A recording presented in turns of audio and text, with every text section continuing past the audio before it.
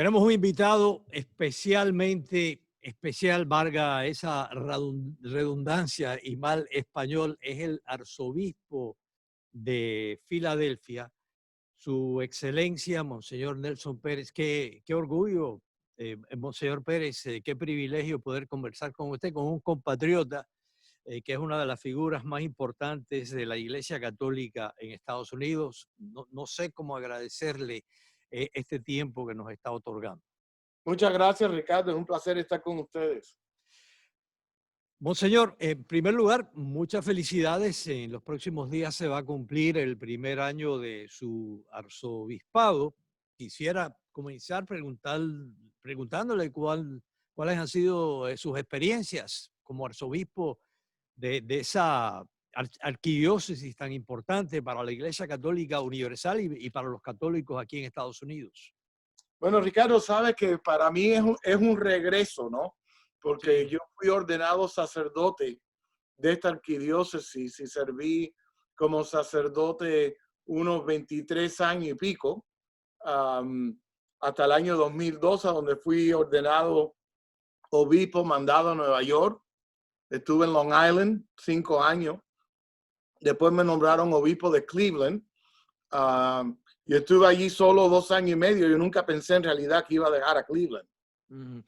Pero mi regreso a Filadelfia es como regresar a casa, ¿verdad? Y ha Y, sido una experiencia de mucha alegría. y me han dicho que le decían ustedes, le decían padre Nelson, Sí, sobre todo los católicos latinos de Filadelfia. sí. Quisiera que me dijera algo de la arquidiócesis que tiene casi 1,5 millones, un millón punto tres de 300,000 de católicos, y quisiera que nos dijera algo de los católicos hispanos de Filadelfia, sobre todo de qué países vienen, si son de Sudamérica. Me imagino que hay muchos puertorriqueños, hay una comunidad muy establecida ahí puertorriqueña, siempre ha habido cubanos. Cuéntenos de la Grey Latina, del Bueno, la arzobispo Pérez. arquidiócesis, como usted dijo, son como unos 1.3 millones de católicos. Y según el censo del 2010, vamos a ver lo que trae esta hora, había como medio millón de hispanos en el área de lo que compone la arquidiócesis de Filadelfia, ¿no? Que son 5 condados en Ujú. esta área. Filadelfia es uno de ellos y hay 4 condados más. En la ciudad, los puertorriqueños siguen siendo el grupo más numeroso, pero hay grupos, comunidades grandes, ¿no? Como los dominicanos, muchos latinoamericanos, la comunidad mexicana ha crecido mucho aquí en la ciudad y fuera de la ciudad. De las 217 parroquias que tenemos, como 45 más o menos parroquias, entre 45 y 50 de esas comunidades tienen comunidades hispanas Ujú. en este momento. Así que siempre ha sido un ministerio a la comunidad hispana grande, importante. Fue un ministerio, una comunidad que yo directamente serví, ¿no? Ujú. En todo mi tiempo como sacerdote aquí. Yo soy un católico cubano americano bautizado en la fe católica. En mi familia ha habido miembros del clero, tanto sacerdotes como monjas. Yo soy un seguidor, monseñor, de un compatriota nuestro que yo creo que es una de las figuras más importantes de la historia de Cuba, de la historia del catolicismo cubano y de la historia del catolicismo en Estados Unidos, que fue el padre Félix Varela, que comenzó su jornada espiritual, su largo exilio en Estados Unidos, precisamente ahí en Filadelfia. Fundó el primer periódico en español en Estados Unidos del que se tenga conocimiento, El Habanero.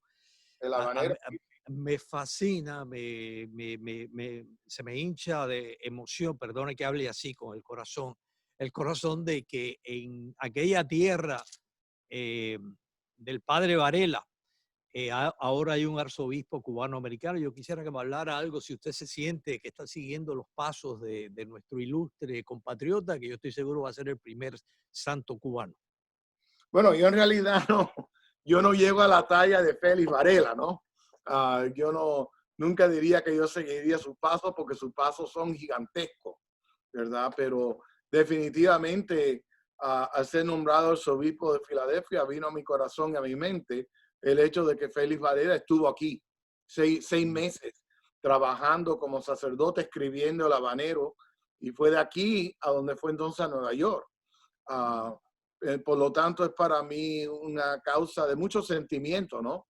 Saber que pues en realidad yo no soy el primer cubano de Filadelfia, en realidad fue Félix Varela.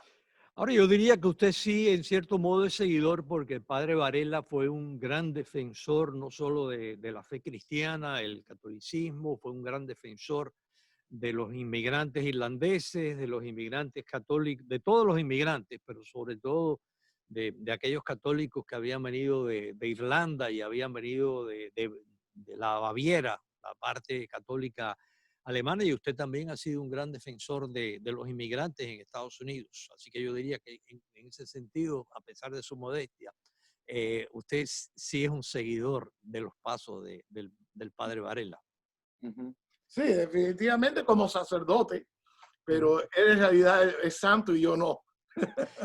y gran, el maestro del pensamiento, ¿no? El gran pensador, filósofo de Cuba, ¿verdad? Y de aquí.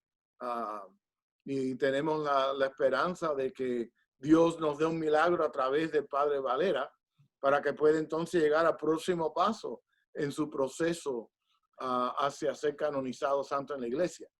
Usted también, al igual que el padre Varela, fue maestro. Me intriga mucho, me da mucha curiosidad de que usted se inició como maestro laico en la bellísima isla del Encanto, en Puerto Rico, y luego decidió eh, as- asumir la cruz, ser sacerdote. Me gustaría que me hablara un poquito de su jornada espiritual.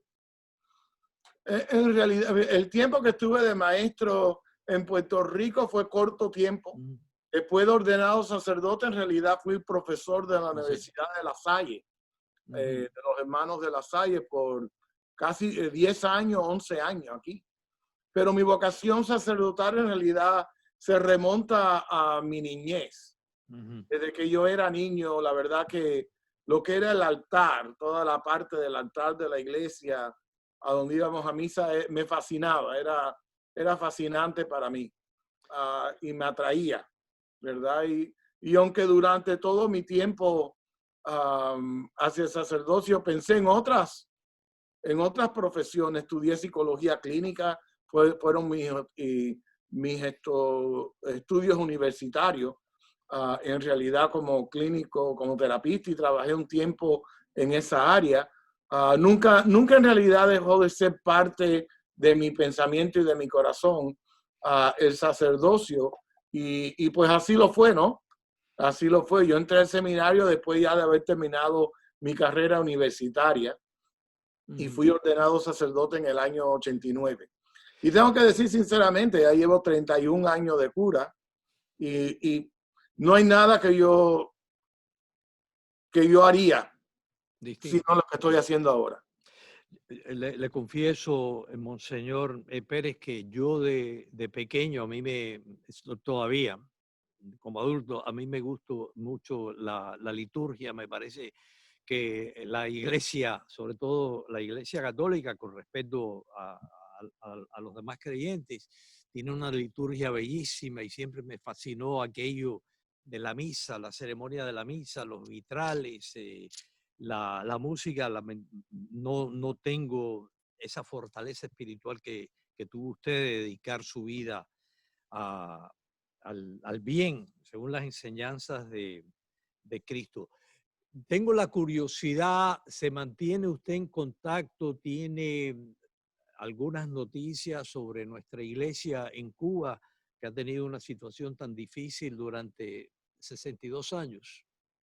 Sí, a través de los obispos de Cuba, ¿no? A través de los obispos de Cuba nos comunicamos y nos hablamos, y a través, junto con los obispos cubanos de los Estados Unidos. Somos como 5 obispos cubanos en los Estados Unidos. y siempre hay ese contacto, ¿no? Porque siempre hay ese amor a Cuba, ese interés por las cosas de Cuba y el pueblo de Cuba. Ha sido un pueblo que ha sufrido mucho y sigue sufriendo, y ha sido una iglesia que ha sufrido mucho y sigue sufriendo. Casualmente hace unos días me mandaron un documento que narra la historia de, de ese famoso viaje en el barco de la Covadonga cuando expulsaron a Sí. 133 sacerdotes. Fue la historia escrita en realidad por el monseñor muy querido de nosotros, el monseñor Agustín Román, que cuenta esa historia, ¿verdad? Y la presencia de monseñor Bosa Masvidal, obispo auxiliar de La Habana, que también fue exilado en la Covadonga, y fue de mucha emoción como esos sacerdotes que dejaron a Cuba no por su voluntad, los tuvieron que arrastrar, pero se unieron en ese barco a orar, a interceder, y formaron en realidad la unión de los sacerdotes cubanos en el exilio o en la diáspora, que se reunían todos los años para mantener esos lazos de amistad y esos lazos de fraternidad sacerdotal. Dos grandes hombres ha mencionado usted, el obispo Román y Monseñor Bosa Masvidal. Yo cubrí la visita de su santidad, el Papa Juan Pablo II a Cuba, y pude estar presente cuando regresó eh, Monseñor Bosa Masvidal y celebró una misa con feligreses que no veía desde hacía mucho tiempo. Uh-huh.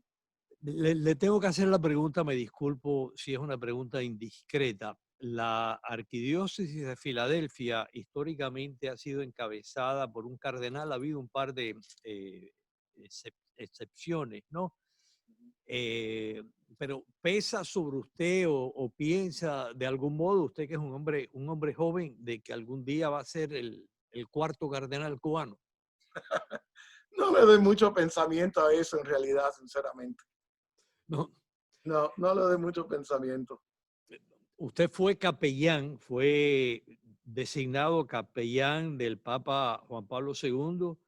El Papa Benedicto XVI lo designó prelado de honor. El Papa Francisco lo elevó como obispo de Cleveland y ahora como arzobispo de Filadelfia.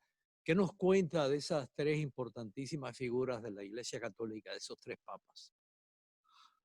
Bueno, Juan Pablo II, pues en realidad en cierto sentido ha sido mi padre espiritual.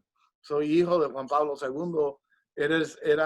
Fue el Papa, lo vi varias veces, ¿no? Lo vi en los Estados Unidos cuando vino en el 79. Lo vi después en Puerto Rico cuando visitó a Puerto Rico en el 85. Lo vi después en el 95 cuando regresó a los Estados Unidos, y tuve la dicha de verlo de cerca, estar en el mismo altar con Juan Pablo II, ahora San Juan Pablo II, en Cuba. Y estuve en todas las misas donde San Juan Pablo II. Así que tengo una devoción y un amor muy particular a Juan Pablo II. Todavía recuerdo con mucha añoranza esa visita del Santo Padre a la isla de Cuba, y las misas y el grito de los jóvenes en Camagüey, que gritaban, el Papa se queda en Camagüey. Sí. Fueron momentos muy lindos y muy impresionantes que me han marcado profundamente, hasta en la forma en que yo he sido sacerdote y en la forma en que me desenvuelvo como obispo a la misma vez. Benedicto es el Santo Tomás de Aquino del siglo XX, el teólogo por excelencia, ¿no? Y el Papa Francisco ha seguido todas esas líneas, ¿no? Y en una forma muy particular, sigue esa línea de evangelización de discípulos misioneros. Cuando lo conocí, lo conocí antes, pero cuando estuve con él hace como 3 o 4 años, como 3 años, me quedé en la casa donde vive el Santo Padre. Y nos encontramos en la sala de recepción, él y yo, y estuvimos hablando, y me preguntó de dónde yo aprendí el español. Y le dije, bueno, mis padres son cubanos, Y me dice, bueno, ¿y a dónde naciste tú en Cuba? Y dice, bueno, mis padres son de Colón, de la provincia de Matanza. Pero yo le dije, Santo Padre, yo en realidad fue hecho en Cuba y desempaquetado en Miami. Y le gustó mucho. Y desde ese momento algunas veces se refiere a mí como el cubanito. Ujú. Estamos atravesando la pandemia en Estados Unidos que ha creado problemas para todo. El espacio público, la misma Iglesia Católica ha tenido que tomar medidas. Vivimos momentos de angustia por la pandemia. ¿Qué mensaje le enviaría a usted a las personas que nos están viendo sobre este año 2021, que yo estoy seguro que nos vamos a recuperar, vamos a vencer la pandemia, estamos en camino? Creo que una cosa que nos ha llevado la pandemia es agradecer lo que tenemos, ¿no? Porque por un tiempo no lo hemos tenido, ¿verdad? Las navidades fueron distintas, ¿verdad? El Día de Acción de Gracias fueron distintas. Am, Abuelos no pueden ver a sus nietos. La vida como nosotros la conocíamos Ujú. cambió en algunos aspectos radicalmente. Nos hemos adaptado y regresaremos a cierto nivel de normalidad, pero creo que la pandemia nos ha enseñado a apreciar, ¿verdad? Lo que tenemos, que algunas veces no lo apreciamos hasta que lo perdemos un poco, no lo tenemos tan de cerca. Um, Creo que la pandemia también ha logrado a unir un poco a las familias, ¿no? Porque no podemos estar correteando por todos los lados. Ah, y las familias han estado más en casa que lo que han estado antes. Um, y también apreciar el don de la vida, ¿no?